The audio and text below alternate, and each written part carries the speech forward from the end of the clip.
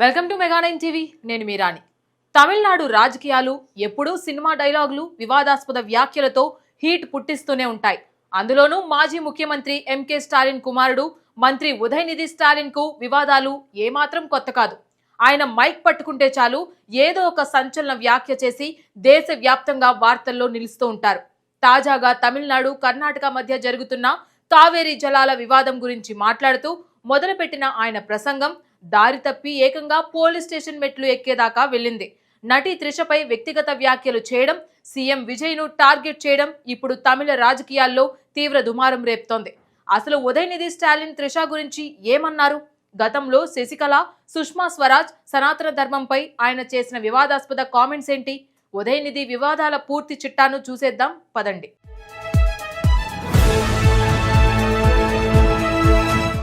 తమిళనాడు, కర్ణాటక మధ్య శతాబ్దానికి పైగా కొనసాగుతున్న కావేరీ జల వివాదం ఎప్పటికప్పుడు ఉద్రిక్తతలకు దారితీస్తోంది.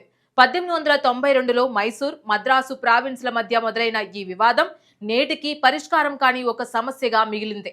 తాజాగా కావేరీ జలాల అంశంపై తమిళనాడులోని తంజావూరులో జరిగిన డీఎంకే నిరసన సభలో ఉదయనిధి స్టాలిన్ చేసిన వ్యాఖ్యలు దుమారం రేపాయి.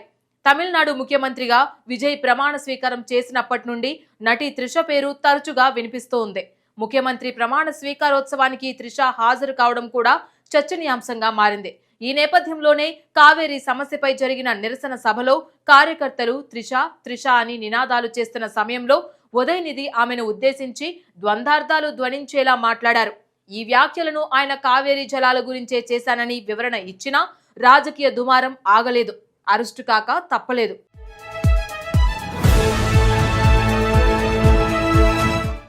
ఉదయనిధి ఇలా వ్యక్తిగత విమర్శలు చేయడం ఇదే తొలిసారి కాదు. 2021 అసెంబ్లీ ఎన్నికల ప్రచార సమయంలో అప్పటి సీఎం ఎడప్పాడి పళనిస్వామిని టార్గెట్ చేస్తూ ఒక దారుణమైన కామెంట్ చేశారు. పళనిస్వామి నిస్సహాయ స్థితిలో శశికళ ముందు మోకరిల్లడానికి, సాష్టాంగ నమస్కారం చేయడానికి వెళ్లారు అంటూ ఆయన చేసిన అనుచిత వ్యాఖ్యలపై అప్పట్లో ఏఐఏడీఎంకే నేతలు బగ్గుమన్నారు. డీఎంకే అధిష్టానం ఉదయనిధిని నియంత్రించాలని డిమాండ్ చేశారు. పళనిస్వామి ప్రస్తుతం ఏఐఏడీఎంకే జనరల్ సెక్రటరీగా ఉన్నారు. ఇలాంటి వ్యాఖ్యలు ప్రజాస్వామ్యానికి మంచివి కావని రాజకీయ విశ్లేషకులు అభిప్రాయపడ్డారు. పార్టీ అంతర్గత విషయాలను ప్రజల్లోకి తీసుకువచ్చి వ్యక్తిగత దూషణలకు దిగడం రాజకీయ నైతికతకు విరుద్ధమని స్పష్టం చేశారు. ఈ సంఘటన అప్పట్లో ఎన్నికల వేడిని మరింత పెంచింది.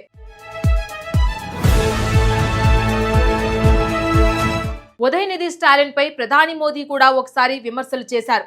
సీనియర్ నేతలను పక్కకు నెట్టి ఉదయనిధి పార్టీలో ఉన్నత స్థానానికి చేరతారని 2021 అసెంబ్లీ ఎన్నికల సమయంలో ప్రధాని మోదీ విమర్శలు చేయగా వాటికి ఉదయనిధి ఇచ్చిన కౌంటర్ మరింత వివాదాస్పదంగా మారింది.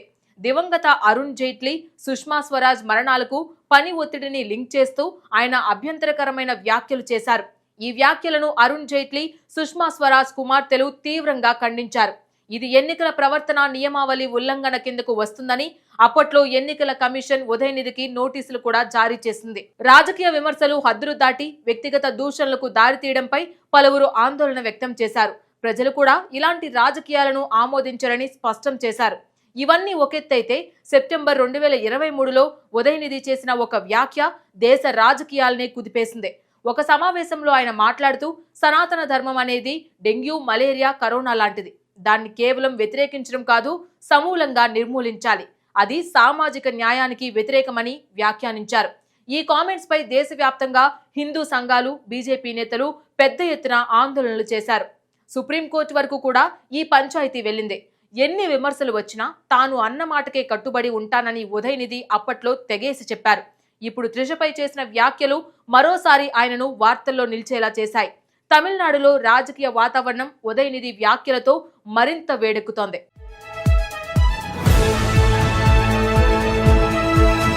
తాజాగా త్రిషపై చేసిన వ్యాఖ్యల విషయానికి వస్తే తంజావూరులో జరిగిన కావేరీ జలాల సాధన నిరసన సభలో ఉదయనిధి చేసిన వ్యాఖ్యలపై పోలీసులు 6 సెక్షన్ల కింద కేసు నమోదు చేశారు.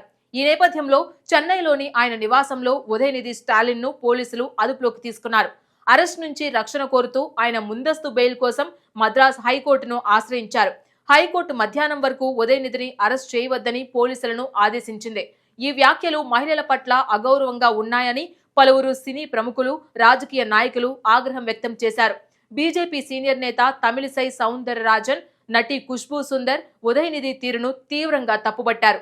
మహిళల గౌరవాన్ని రాజకీయ ప్రయోజనాల కోసం బలిపశువుగా చేయకూడదని హితవు పలికారు. డీఎంకే ఇంటి ముందు విజయ్ మద్దతుదారులు ఆందోళనకు దిగారు. ఈ వివాదం రాజకీయ ప్రేరేపితమని డీఎంకే వాదిస్తున్నప్పటికీ ఉదయనిధి వ్యాఖ్యలు పార్టీకి కొత్త తలనొప్పి తెచ్చిపెట్టాయని రాజకీయ విశ్లేషకులు అభిప్రాయపడుతున్నారు. ఒక బాధ్యతాయుతమైన పదవిలో ఉండి మహిళల గురించి, తోటి నాయకుల వ్యక్తిగత జీవితాల గురించి ఉదయనిధి స్టాలిన్ ఇలా పదే పదే డబుల్ మీనింగ్ డైలాగులు వేయడం సరికాదని హితవు పలుకుతున్నారు.